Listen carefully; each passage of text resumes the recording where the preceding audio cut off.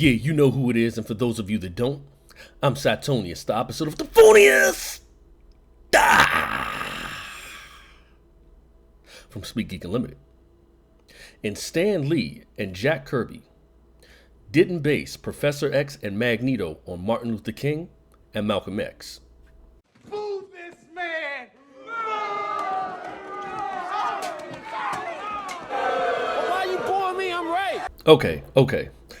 So a lot of people have adopted this idea that Stan Lee based Professor X and Magneto on civil rights leaders Malcolm X and Martin Luther King.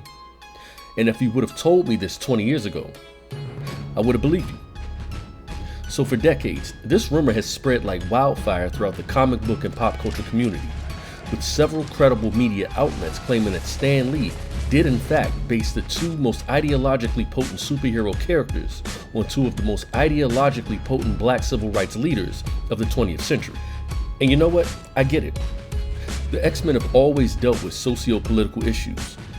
Stan Lee himself has gone on record to say that while the creation of the X-Men is not directly influenced by any particular civil rights struggle, the subtext is definitely present. Sir, where did you get the idea for the X-Men, and did you originally create them to destroy racial prejudice?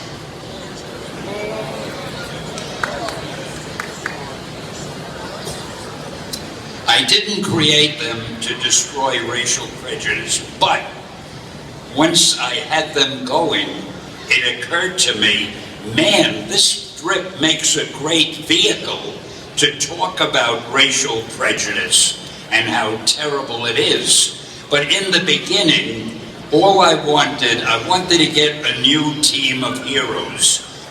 For those that don't know, the inspiration behind the creation of the X-Men comes from several sources. The initial creation of the X-Men is owed to Martin Goodman. In 1963, Martin Goodman was the publisher of Marvel Comics and ordered his staff writer and nephew, Stanley Lieber, aka Stan Lee, to create a superhero team to piggyback off the popularity of another Marvel superhero team, the Fantastic Four. In fact, much of the early X-Men comics that were written by Stan Lee and drawn and conceptualized by Jack Kirby share more similarities to their work on Fantastic Four, as opposed to the more melodramatic and bigotry-focused stories that the X-Men would become famous for. Characters like Bobby Drake, aka Iceman, were created as a copy of Johnny Storm, aka the Human Torch, while Magneto in his early Lee and Kirby appearances is more of a traditional supervillain like Dr. Doom. The X-Men also share a lot of similarities with another superhero team, the Doom Patrol. Now, the Doom Patrol is a team of misfit outcast superheroes led by a wealthy paralyzed patriarch who teaches them to use their powers to protect a world that fears and hates them.